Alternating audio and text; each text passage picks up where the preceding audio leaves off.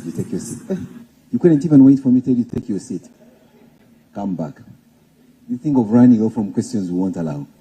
I think let's make it a bit kinder on our ear and get a more appreciative voice, especially from where you sit. So, Penny, I think you have a better voice than Mr. Sajabi there, from all ways of looking at it. So please step forward and speak to us. I have a nice question from a fellow lady who is asking why, if you're giving us 13% this year, why don't I actually be able to walk into Nssf, pick my 13% of this year, go and leave you keep the principal. Then I do the same next year when you give us 17%, like that. It sounds incoherent, but she's simply saying she may want to cash out every single year and just taking the interest and leaving you with the principal. Is that something that falls within what Nssf is able to do? Penny.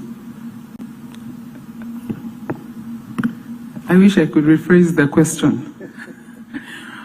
But that is not something that Nssf is able to do. I don't know what that age, I don't know what her age is, but I would like to just twist the question a bit to what is it that she would like to get the money for right now. Currently, we are going out into the informal sector and to everybody else to be able to save. And when we go out, we give financial literacy. And usually, I even use my own story. That when I started working, into about 5 years or 7 years, I had no money. I had no savings. Oh, I was going to say, what were you working? Exactly. And that's when I realized that I did not know how to save. I didn't know, I didn't have the financial knowledge to do that. And now that I know better, we're going out and spreading it, and I will tell you why. The present bias right now, the needs that we live with, school fees, rent, water, electricity, airtime, compete with the future. And we forget that at one time we will not be able to work the way we are working right now. We will not be strong enough. We will be of a certain age and we do not save. And so what I would like to advise that lady who is asking if she can just be picking her interest every year is to consider that there'll be a time when she'll not be able to do what she's doing right now, and that time will definitely come, and she will still be needing to pay for the bills that she's paying right now, and she will not be having probably a source of income. She is creating her passive income right now for the future. Incredible. Now I'll ask the last one, which is one that may soon relate to me from the look of things and how years are running. And then ask, when I clock 55 and I'm eligible, is it okay if I just come and take a little bit, not everything?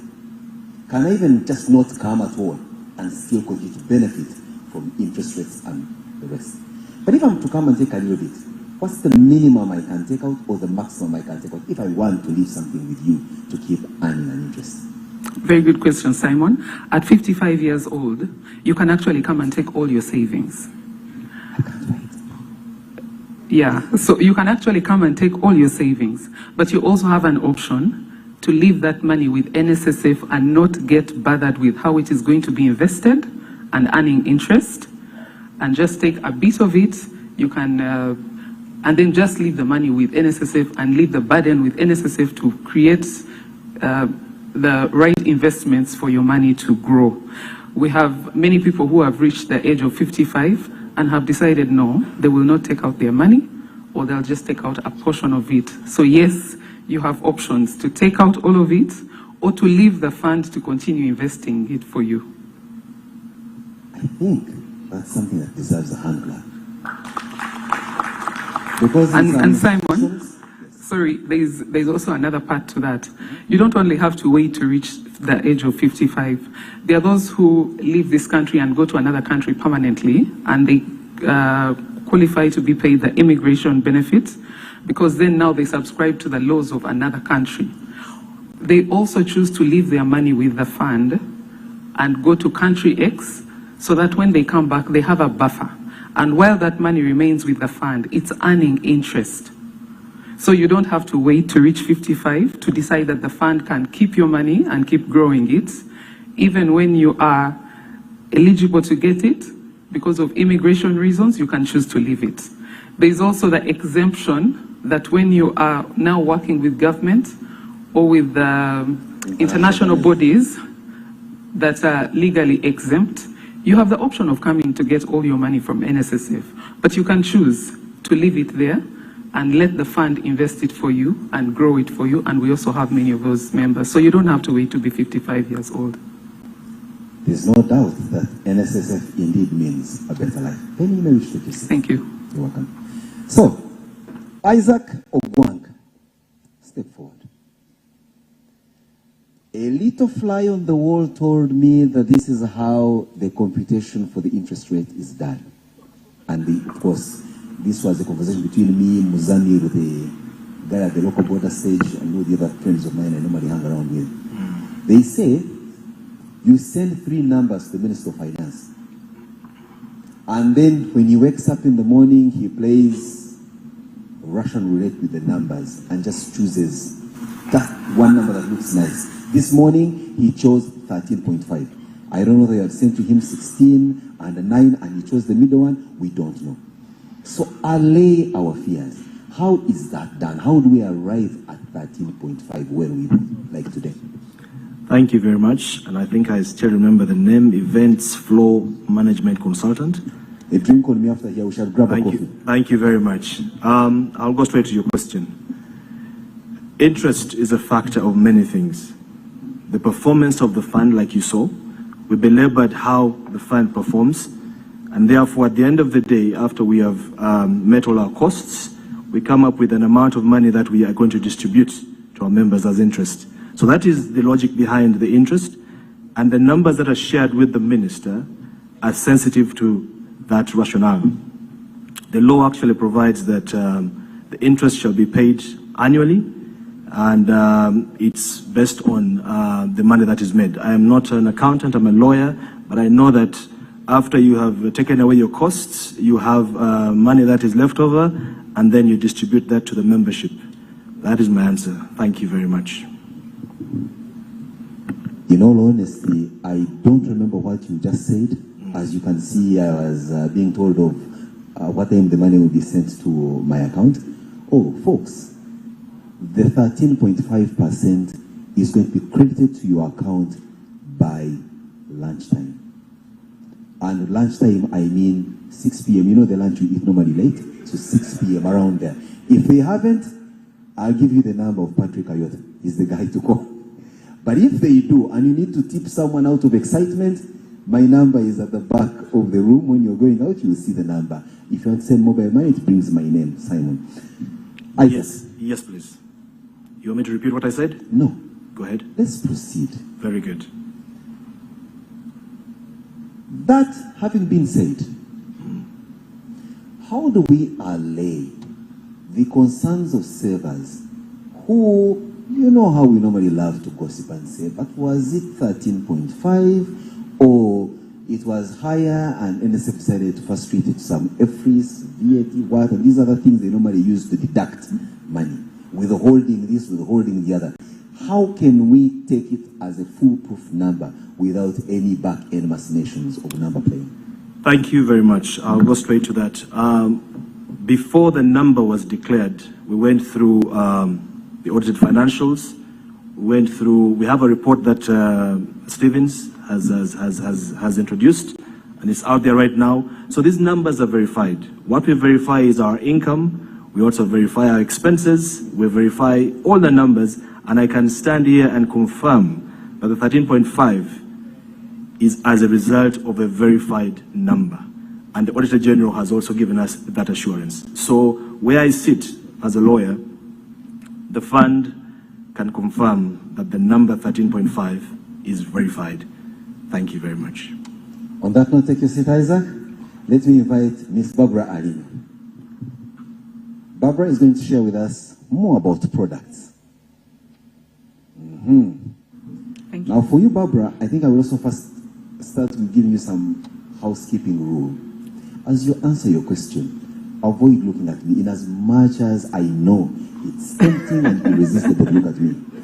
Look at the camera, because I think the people asking your questions are going to view your face from the camera better than myself. Thanks for that tip. So, and this was by the comment from Richard Chomahendo, who sends in a question and says, now that smart life seems amazing, do you have any plans of extending further financial services to Ugandans like banks? It would be so nice, as it would be our very own. Thank you so much for that question. I would say that we are not here to compete with banks. Nssf is focused on, first of all, securing your future and ensuring that you have a better life. Banks majorly play in the short-term space, and that's why you see that most of the accounts are a little short-term in nature, and also they give credit. The fund is not supposed to give credit. That is already captured within the Nssf regulations. That's number one. Number two, we are in the long term. That is why, Simon, you mentioned that you came when you were 45, but trust me, you must have saved with us for over 10 years in order to access that. So we are in the long term. However, in terms of extension of our coverage, first of all, we have already over 20 outlets, branches, service centers in the country, so people can access our services there. Secondly, through our partnerships with the telecoms, you can access our service on your mobiles using the Nssf Go app. Then you can also access us through our partnership with the ABC, that is the agent banking company, and InterSwitch. You can access us across over 20,000 agents in the country. So in terms of access, yes, you can access us, but we are not playing in the short-term space. Having said that, we are playing also in the medium-term space with products like Smart Life, which you mentioned. It's an investment account. You choose your goal for at least a period of 1 year. Thank you. Oh, thanks, Barbara. That's very eloquently put. But you just did open your presentation by saying you don't compete with banks. However, your members seem to want you to compete with the banks. Hence the following question. Evelyn Nanyondo says, or asks, can I open a member's account for my children? If so, what's the appropriate age and what are the requirements? Clearly, Evelyn wants to turn her children into employees so that she can pay 10% and they as employees pay the 5%. But is it allowed? Is it legal? We have good and bad news for her, because first of all, the Nssf Act provides that a member should be 16 years old. So we cannot directly do business with her children. However, on the voluntary side, we have provision using your Smart Life Flexi account. Somebody can actually create sub-accounts within their main account. And let's assume she probably has a lovely daughter called Barbara, maybe a son called Simon. You just name one of those. You just say Simon, Barbara, and then you create those sub-accounts and save towards their future or their education, whatever you want to achieve. So it's possible if you are the member and then you create sub-accounts, but you cannot directly bring someone who is under 16 to save with the fund. Thank you. So the good news, you heard. The bad news, ignore. What's for sure is the fund is open to do business with you and make your life better. Barbara, take your seat. Thank you. So, members in this room, you will notice that there are some two distinguished gentlemen who have not called to the podium. When I was being briefed for this assignment, I was told of where the landmines are and who to fear and not to fear. For that matter, those two, I will leave them to you, Patrick. You'll be the one to tell me who of them I should invite to answer the following questions. Do we have a deal? Ah, very good. I could see the way Mr. Kasato was looking at me, he was waiting to pounce. So, here is a question around the issue of, okay, let's say investments. Mr. Kasato brought himself. It's not me invited you. I think there is a coded conversation between Patrick and Mr. Kasato that they just look at each other the same way our parents looked at us, and you know that this eye means go home. The next eye, don't eat, even when you're hungry. So, Simon from Adoke asks, glad to be part of this community. Can the fund invest regionally rather than concentrating all investments in the central region?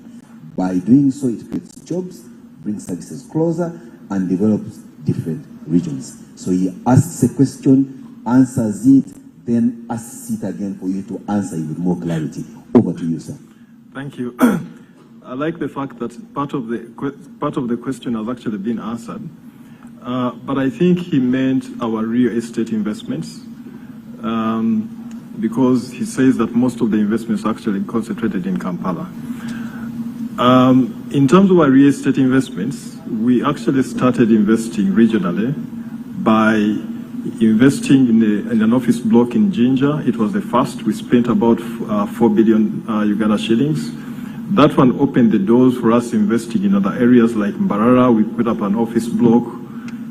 We spent almost 5 billion. We are now doing investments in Mbale. We're doing investments in Mbale. We have plans to do an office block in Gulu, only that we didn't manage to get land. But let me, even for the non-real estate investments, let me actually give him comfort that we are investing across the entire country. As you're aware, we've invested in 2 listed companies on the telecom side, MTN and Airtel. According to the Uganda Communications Commission, there are almost 45 million Ugandans with mobile telephone numbers. Those which are active in the region of, they're almost 40 million. So that is regional as they come. In terms of mobile money, the last time I checked Bank of Uganda, you have almost 34 million mobile money accounts. So the fund's investment in Airtel or even MTN actually goes a long way in providing financial inclusions, not just for the people in Kampala, but for the people spread across the country. But even for fixed income, when we invest in the government of Uganda bond, the government will undertake investments that benefit the entire country. You heard the Honorable Minister talking about, how he's struggling with getting loans to finance development in the country. The investment in government bonds goes a long way in investing in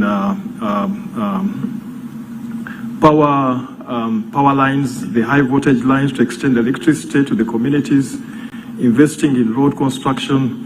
I can go on and on in terms of what that money does, but it is actually not true that our investments are concentrated in Kampala. It's only that those that you see with your eyes, like pension towers and some of the projects that we are doing are in Kampala, but actually they are spread across. Oh, thank you very much for that very reassuring message. Now, as a follow-up to that question, John Bosco seems to take the beef even higher, especially with regard to the conversation between you and the interventions in government. He says, why should you continue supporting public institutions when government employees do not serve with Nssf? He's a vindictive guy. You hear how he sounds with his question? Yeah, I think the reality is that we work with government, even when someone is not a member of the scheme.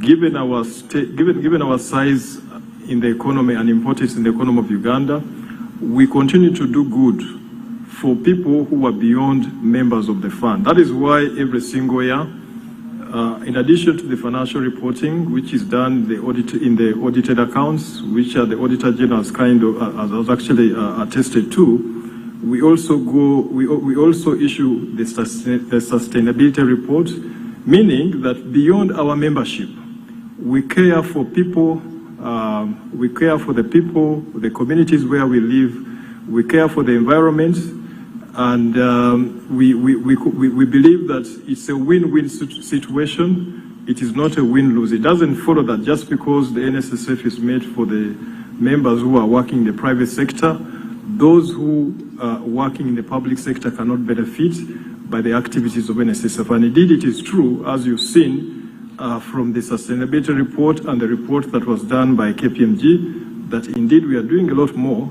than our total assets. Thank you very much. You may wish to take your seat. Most obliged. Hand clap, please. Clap if you must, because the next person can determine whether your children or even yourself gets employed at Nssf.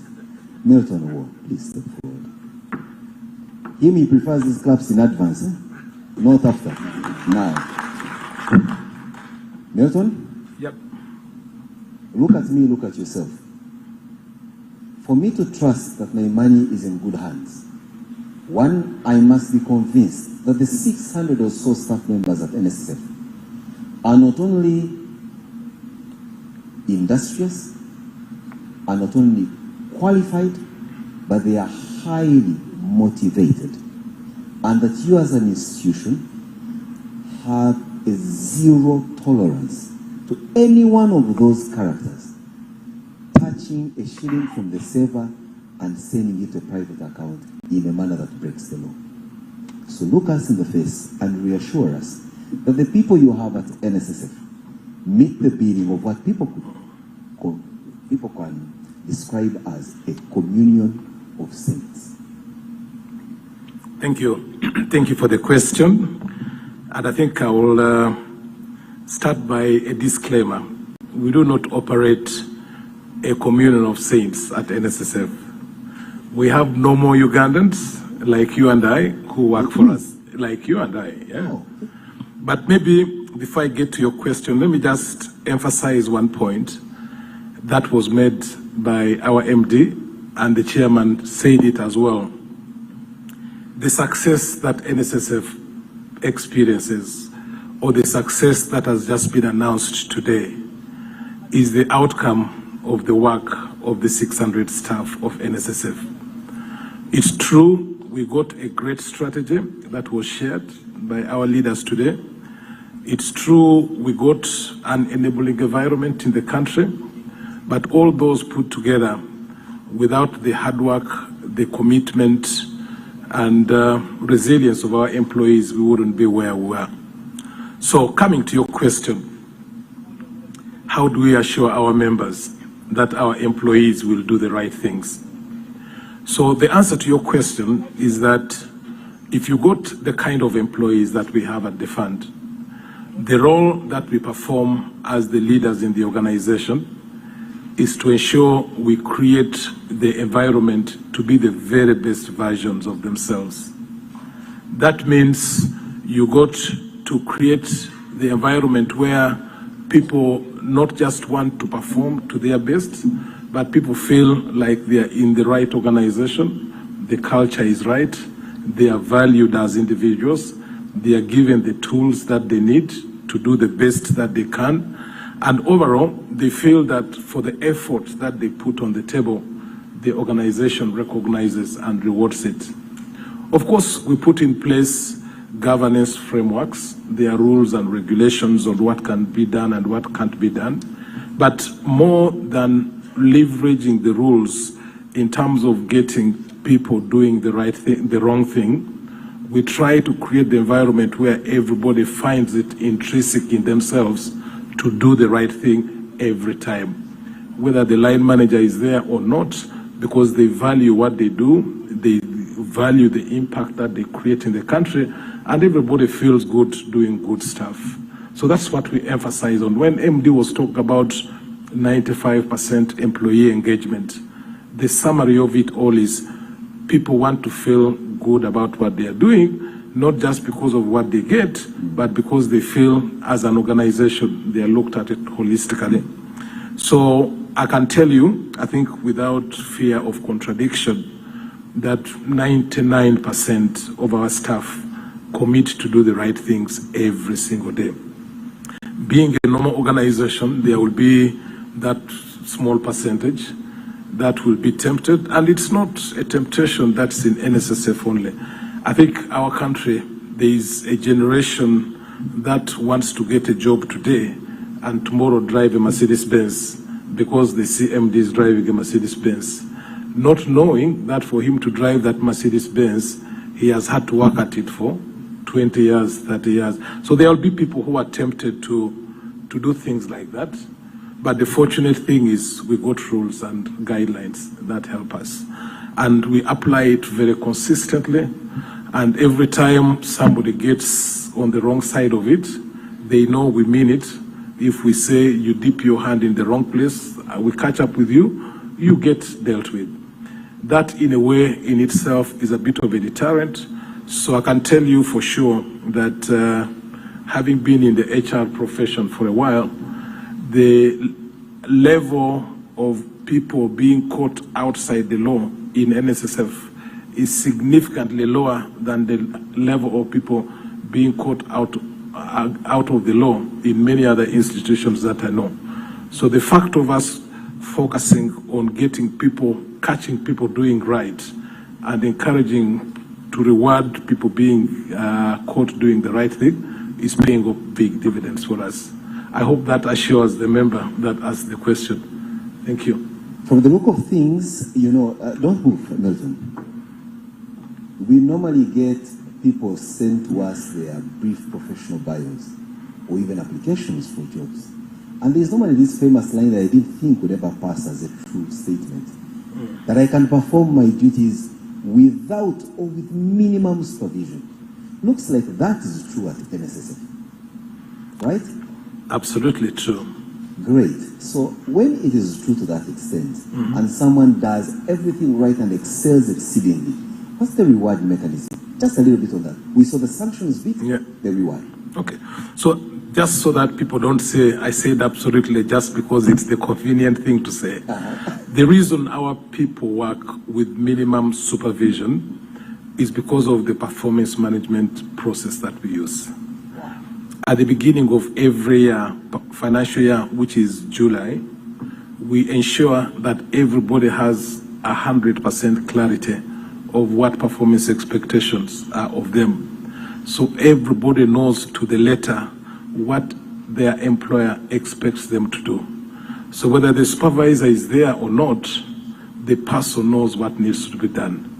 The only role that supervisors do at the fund is to enable our staff to deliver what they need to deliver.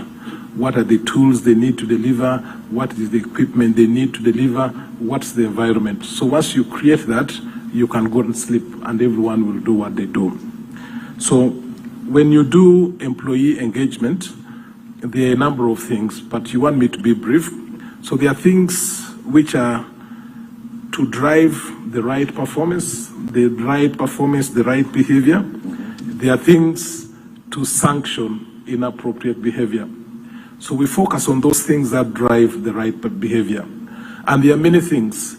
The most one I can say, which I know many of my colleagues in the HR fraternity have come to chat with us and benchmark with us on, is how do you leverage your reward structure to drive performance in a more focused way?